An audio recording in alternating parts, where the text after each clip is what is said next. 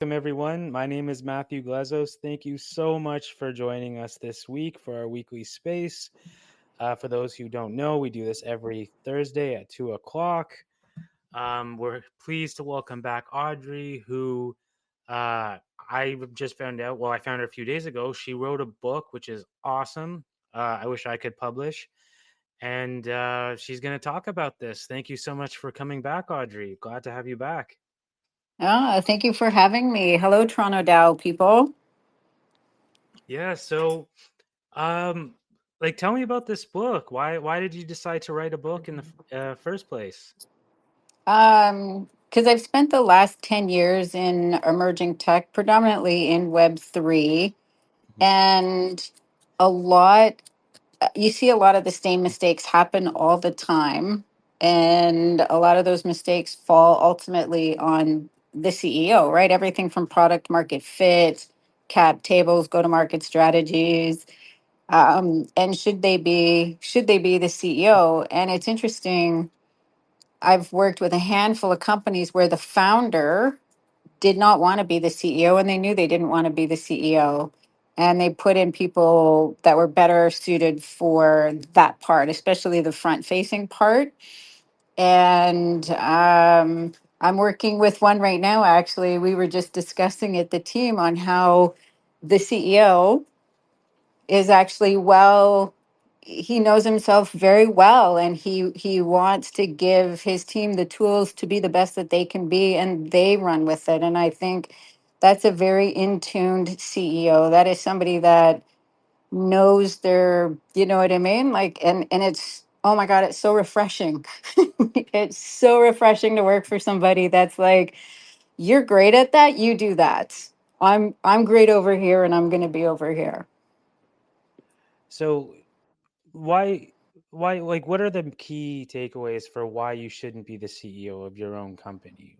Is that because like and how would that work in terms of dynamics? Because in theory the CEO is top dog, and then you've got the person who started the company is technically below them. So how does That's that actually power struggle work? not true. It all depends on the company, right? So the book is really focused on technology, and where usually the founder is a developer.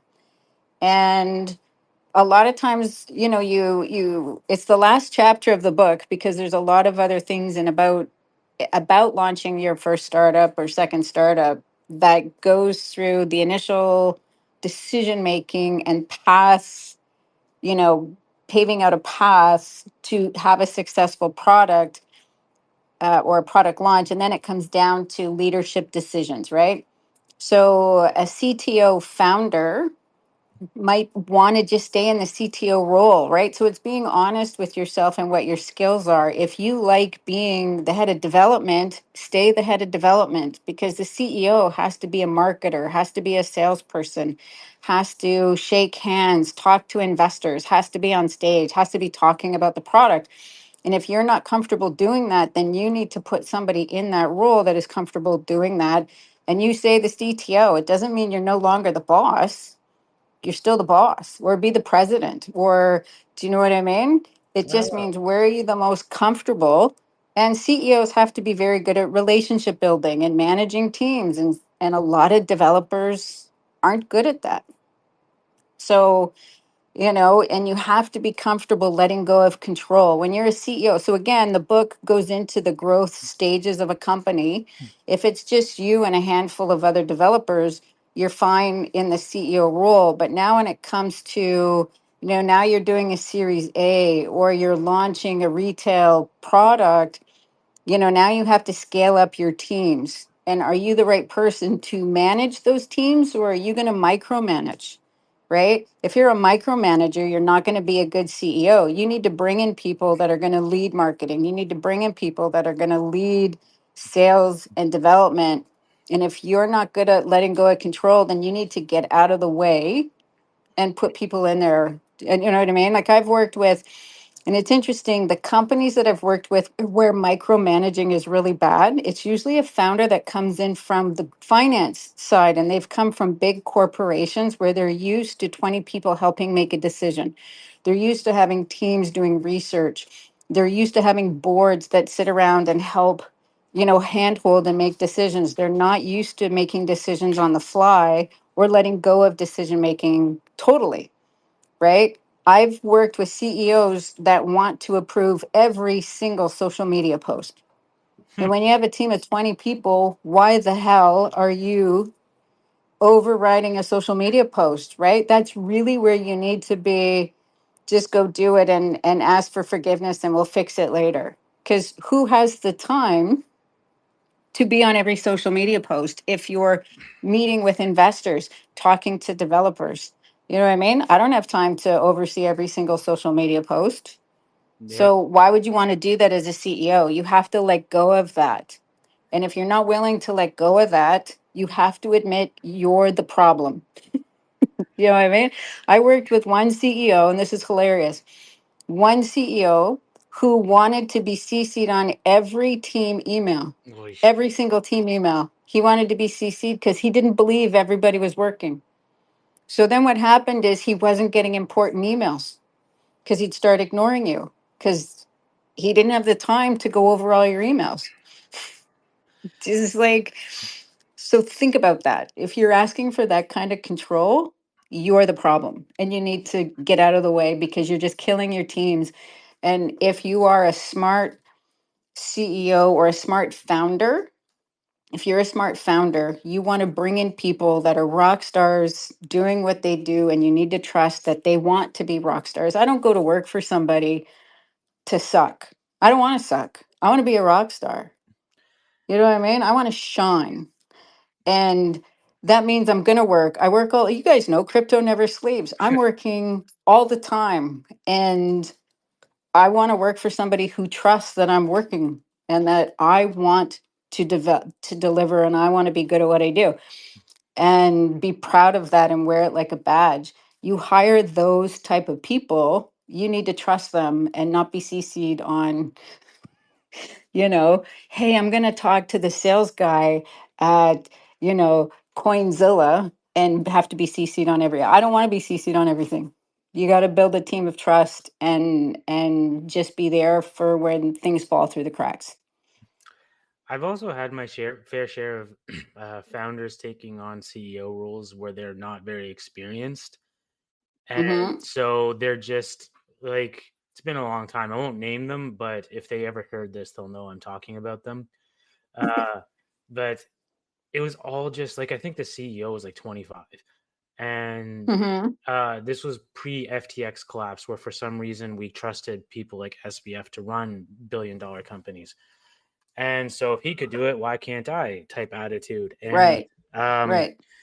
he was inexperienced. We had a bunch of other employees just yelling at each other all the time. He had pretty much no control over the Mm-hmm. employees.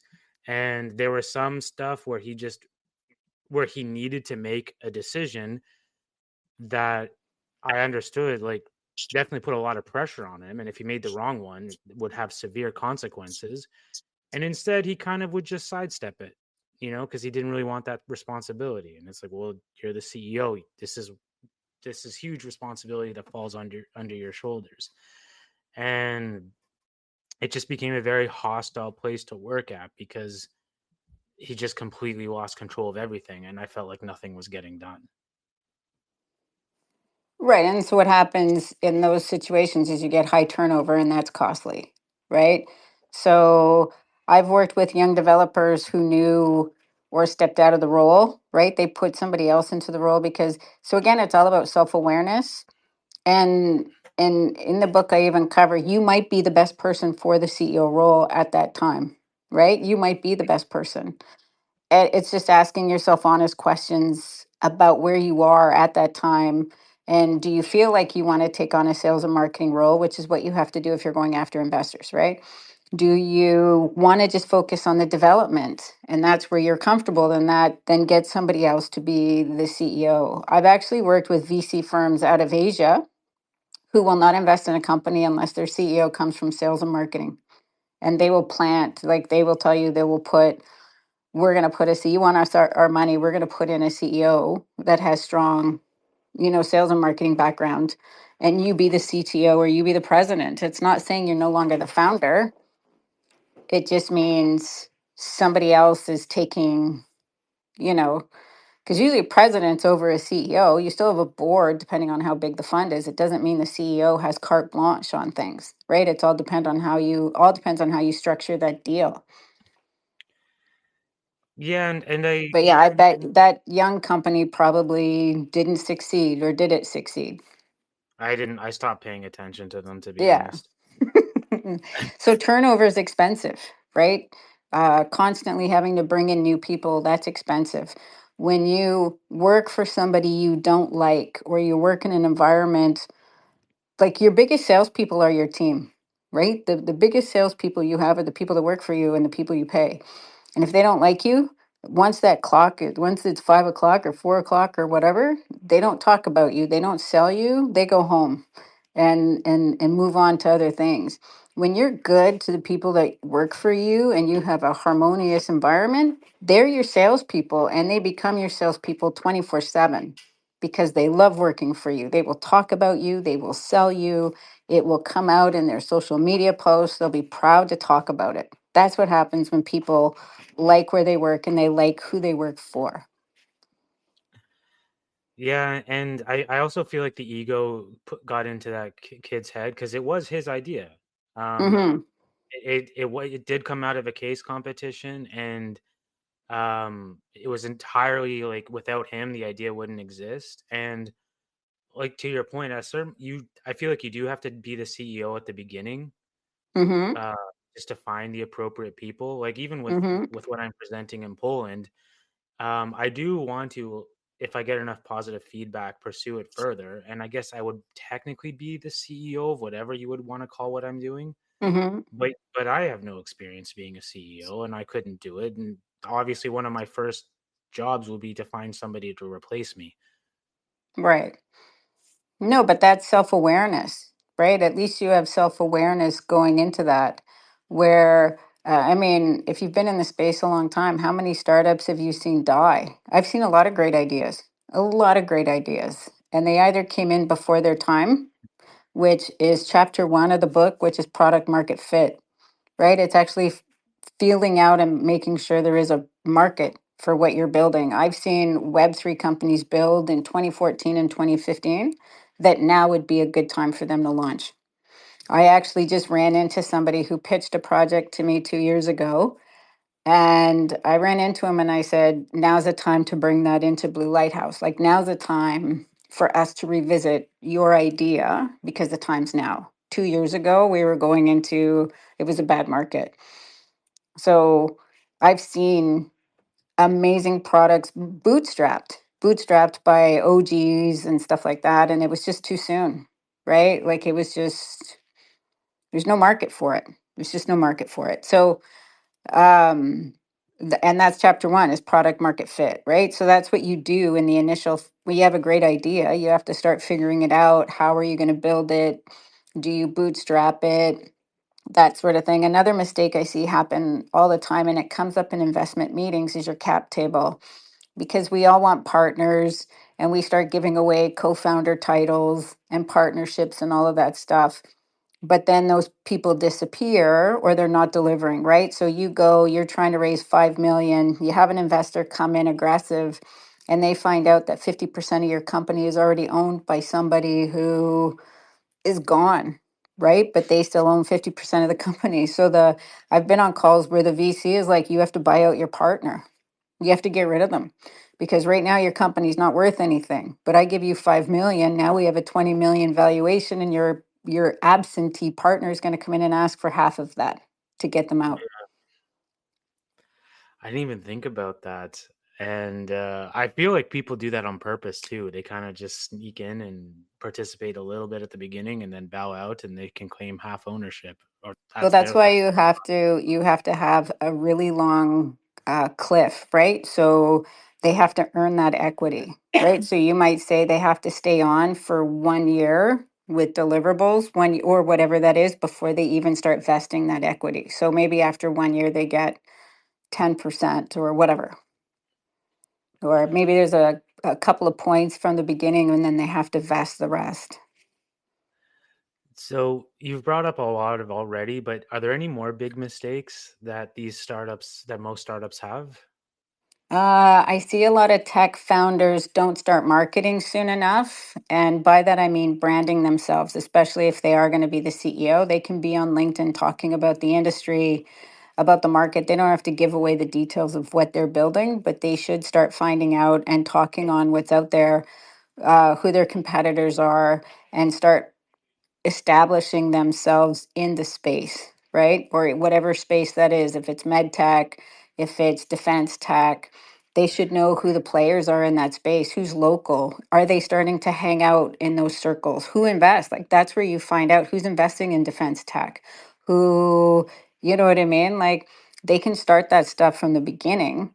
And a lot of developers that are driving these platforms, they wait and they wait. And then marketing becomes kind of like an afterthought where they look at marketing and sales as like an ugly stepsister. And they don't understand how much marketing is needed and required to launch a successful product. Right. So I see it all the time. And someone will go, "Oh, can we just do it organically or whatever?" And it's like, that's very painful It's from a very marketing slow perspective. That's very painful. and would take forever. Yeah. So even if you just take 15, 20 minutes a day to write a post on LinkedIn about whatever from a macro perspective, right? And talk about it and see who's talking about it and just start building a presence. It's just way easier than to go get investors, right? Or to, you know what I mean? Because they know you or they've seen you, you have a name, there's some sort of established presence for you. Yeah, and what are some of the things you would recommend to avoid these things, other than not being your own CEO and recognizing your flaws? Well, that's why you read the book. All right, Right? yeah, it's fair. So, We don't yeah, want to no. make it so So, you don't want to read the book after this. right, read the book. No, so a lot of what's happening now in fundraising is they want to see, the whole in Web3 write a white paper and launch a token. That just doesn't work anymore, right? Investors still want to see your business plan. How are you onboarding clients? Who's your first client? If you can onboard your first client before you take investors, right? Even if it's just two or three clients and you have, even if it's just agreements that you're talking about partnerships, like you don't have to actually have like a signed, deal, so to speak. If you have, we're going to launch with this company or we're going to launch with that company and this is our path. We're going to be starting to take in revenue in 3 months, 4 months, and this is my path. That's what you do. It's just easier to get investors when you can show that map, right? So, another mistake I see in pitch decks, and it happens all the time, is somebody will put in their slides like they'll talk about a mass market. So we're launching a social media platform, and the social media market is trillions of dollars. And it's like, well, where are you launching? Like, who are you going up against? Do you have the money to go up against Facebook? Do you have the money to go up against LinkedIn? So, how about a more localized approach? How are you? I would rather see as an investor, I'd rather see how you're onboarding three clients and how they're paying you than you're telling me you're going after a global market going up against giants. Do you know what I mean? Like, so for an example, if you're launching a new type of shoe, don't tell me the global shoe market. You know what I mean? Don't tell me, because then you're telling me you're going to go after Nike and Adidas. Tell me how you're going to launch locally. Tell me how you're going to get local brands to start carrying your shoe. I would rather see lower dollars, but actual traction than you tell me you're going up against Nike. Well, what's that saying goes? A bird in the hand is worth more than two in the bush. Right. No, those are all good things, and like I didn't even think about that because I guess I'm an MBA, which I haven't really used if I'm being honest. But I go back to my schooling, and they always make you go after the hypothetical stuff, and you go like, oh, it's like 5% of a trillion cajillion dollars, and but in the real world, it doesn't really work like that. Right. It's just unrealistic unless if somebody comes to me and they say they're going after this macro market, I'm like, do you have $1 billion? If you have $1 billion, you can take on Nike. Go To be for honest, it. if I have $1 billion, I probably wouldn't be doing the startup. Correct. We'd retire. Yeah, wouldn't be wasting my Correct. time with this. Yeah. But do you have any do you have a favorite story? Because for instance, like my child CEO story. Shouldn't call him a child. I I do have a story. I remember in the questions you sent, you said what was my, and I don't want to say it was a worst experience because it's not that it was bad, but I've seen, in all the years in ICOs and stuff like that, I contracted with this company that raised off a white paper. They raised 5 million off a white paper. And then they started sponsoring events, big events like Mm, Bitcoin Miami and like really major events. And I said, why would you do that? Like, build your product, right? Now you have the money, you have the runway, build your product and selectively start doing events and that sort of thing. Like, they blew so much money and didn't have that in funnel or landing pages to take all that traffic and no product. It's like, why? Do you know what I mean? Now you've blown millions of dollars and you have no product. It's like you want to be a Bitcoin celebrity, you want to hang out with Michael Saylor and that, but you have no product. But if we build and successfully launch your product, your branding will take care of itself, right? So once you start, I like to do side events and sponsor smaller events to start getting branding and naming out there. Then, when you're positive and you've got revenue coming in, then decide that you're going to sponsor a keynote at Token 2049 or whatever. Like, think of the money, $50 to $100,000 to sponsor a major event. Think what you could do with that with Coinzilla or Spaces or multiple side events in multiple cities and building those relationships instead of sponsoring one event for you to have 15 minutes on stage being a star. it is Do you know what I funny you mean?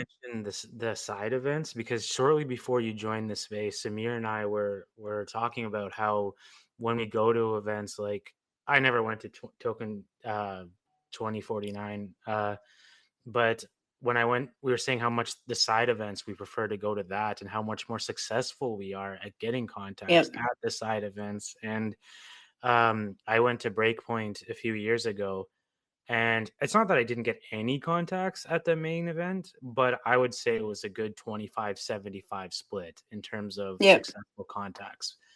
And I guess because like the main event at Breakpoint, they had your coffee and your muffins, but that was pretty much it. Whereas the side events were like, come have this expensive sushi, come Yes. eat this. Like I spent like no money when I went to Portugal because I went to so many side events that Right.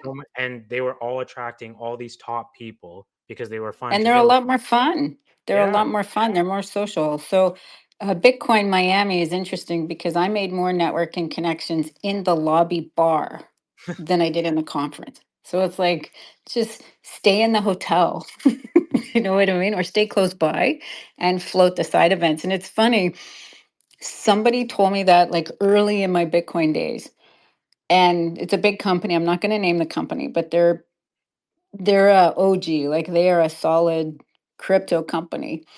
And we were talking about like their marketing and stuff. And they said to me 10 years ago, 9 years ago, it's like, we don't sponsor events. That's ridiculous. We rent a penthouse across the street and we have a Mm, party. And they hate that we do that, but I'm not paying X amount of dollars to sponsor the event. I'll rent a penthouse and I'll throw my own party. And that's what they would do to go up against the big event. And they're big. and everybody wants to go to that party. Absolutely. I think side events, I love side events. They're way more personal. They're a lot more fun. It's a great way to tie yourself to the event, right? Like I just shared an event. It's on the Monday night going into Elevate. And they're like, we're kicking off Elevate. And I guarantee they're not tied to Elevate per se, but they're gonna claim to be part. I Elevate think that's is, brilliant. and to also to your point when you said like they spent all that money sponsoring, like I had that experience as well. Where so like Breakpoint, that was sponsored by Solana, and that was really like, so we didn't really spend that much money. I think I just had the company just spent the hotel. But the we went to another event in Amsterdam where we had to. I think they spent a total of 30,000 euros for that event, Right, and literally the thing is, it was a conference that had a small blockchain section. So most of the people there had no idea what we were talking about. And right. I would get people who would come up to me and act like they did. And it was a stablecoin project. And I was like, do you know a lot about like crypto? And they're like, oh, yeah, tons. So I was like, okay, what's your favorite stablecoin? And they'd go Bitcoin. And I'm like, this is off to a flying start. That's right. And That's right. that was not a one time thing. That probably was like every fourth person I talked to at this conference. And 30,000, we pretty much made no contacts then. 30,000 euros for a startup, completely down the drain. Wow. And another mistake I see, especially in Web3, especially if you have a token or you take funds in cryptocurrency, unless it's in a stable coin, and I can't believe how often it happens, is companies, startups, is they keep their money in that cryptocurrency or in that token. And I'm like, did you take out 6 months or 1 year of runway and put it in USD or put it in a US stable coin, right? Because they just don't know crypto winters hit, Yeah. and they literally run out of runway because they kept it in Avalanche or they kept it in Polkadot or they kept it in Bitcoin. And young people that I can at a consult, and I'm like, okay, did you take out 1 year of runway to pay, and they're like, what? They're moving it around and they're trading with it, and it's like, no, no, crypto winters, they happen. Trading with it. Then you're basically just taking out a loan Yes, to they trade. do, which is a no-no. Taking investor money to put and putting it into coins. I've seen it. I've seen it happen because they don't think the market's going to crash. Isn't that technically embezzlement? Well, that's a different story. Oh God. I can understand holding it in the OG coin that you got, thinking it would go up. I don't agree with it, but I can see the logic. No, but you shouldn't keep it. You shouldn't keep it in your token. You shouldn't keep it Of in. course not. You know what I mean? If you're getting paid in Bitcoin, like put it into not all. Like if you want to keep some in your token, but take think 6 months, 1 year of a runway and put it into a stable coin, or take it completely out and put it into USD. Yeah, I agree with that there. Um, so like, are you still working with startups? Do you want to work with startups again, or are you kind of startup out? I am actually. I've just started on a new one that I'm really, really excited about. We're pushing out the details soon, and it's a good team. It's a good team. It's really it's exciting.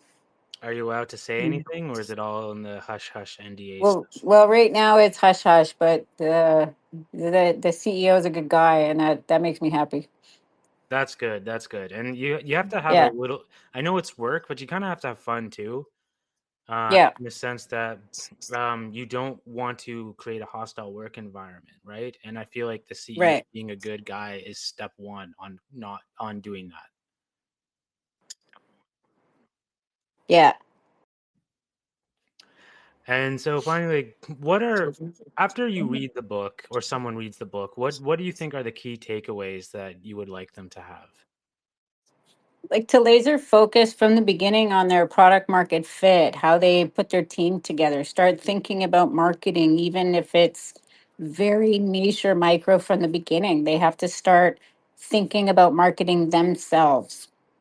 Um, yeah, it's everything, right? Who's the first client going to be? Talk to potential clients to find out if they really have a problem and that you can solve the problem, right? They say in crypto, we solve problems nobody has. So, right? So really work through that and think about compliance and all of that. And that's all stuff you can do by networking. And right, we have a lot of compliance people in our community that go to events, and like amazing ones. Shireen Khan, she's fantastic and she's local. Yeah. So I think Samir's really good at the self marketing. yes, Samir is great at it. He's very active on LinkedIn. So even when he's like not promoting like Toronto DAO or something else he's working on, he's always promoting himself, which makes it easier Yeah. to promote what he's when he is working on something else, right? Right. No, and Super Team Canada is amazing, right? Super Team Canada is amazing. The Solana community is amazing, and yeah, and get involved with those. Like there's co-working spaces, and Bitcoin Bay has a co-working. I don't know. I think they're still doing it. They have a co-working space. Solana has the co-working spape on Fridays, Polkadot. in Montreal, Toronto, and Vancouver, There's right? also the Polkadot space And in Wednesdays. I don't know if they're still oh, doing. Polkadot on Wednesdays, right? And go and work and get a coffee and see what other people are doing and get to know who they are. Yeah, so that's definitely something I want to do. Not once I'm more involved in the crypto space again, but I have told people that are working on their projects, and it's helpful for getting feedback because they get to show what they're doing and they say what works and what doesn't work. And so I've heard nothing but good things about this co-working stuff. Yeah, Plus, if you're networking and you just bump into a guy, or you're not networking and you just bump into a guy that happens to, be doing something similar, that's much easier than cold calling. right. But yeah, these are all good. Is there anything else about the book you would like to talk about that we haven't, other than because, without reviewing the book? No, that pretty much covers everything. Your questions are Oh, great. thank you. Thank you. Yeah, I'm super grateful you came back, and I'm super excited about this book. And maybe it's something that have a I probably break a lot of the rules that you put in there, so it'd be good to catch my flaws before I'm in a situation of extreme decision making power. Right. Yeah, but if because you're a young guy and you're asking questions, and that's a good start, right? You're not on here thinking you're invincible. No, far from it. And I also fear I'm slowly starting to lose the young guy status too. But thank you. What? It's slowly gripping away from me. He's older than he seems. Yeah, unfortunately, I'm 36. Oh yeah, you do seem younger. I'll take it though. I'll take it. Sounds good. But He yeah, just turned 36, by the way. So happy belated yeah. birthday. Oh, happy Thank birthday. you. I'm 36 and like a week and a half. Nice.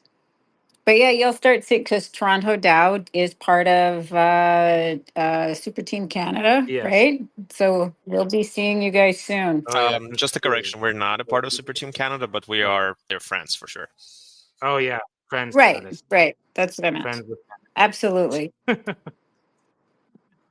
But yeah, this has been great. I had a lot of fun. Thank you so much for coming back to our space this week. And thank you, Samir, for helping me host it, and everybody else who joined. If you do not follow Toronto DAO, make sure to hit that follow button. And for those who don't know, who are big in the tech community, we are having the development community, I should say. We are having a developer event on the 8th at what is the building called? Staples something. Samir, what's the name? It's Corktown Staples Co-working. Corktown Staples Co-working. Technically, the location is only available for people who are approved for the event. So, but definitely Yes, but if go you to the link, and register. yeah, if you think that follows that fits your category, uh, Where's the link? Is it on? Put it in the chat here. Let me do it. Let me do it. Okay.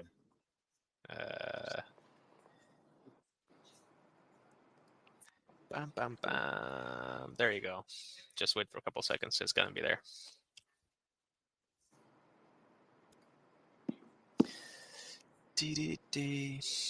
There you go. Luma link has been posted. Awesome. Yeah. So if you're a developer and you think this event is for you, apply for it, and if you get in, we'll see you there. All right. Hope everyone has a great weekend ahead, and take care, everyone. All right. Thanks, guys. We'll talk soon. Everybody, thanks, Audrey.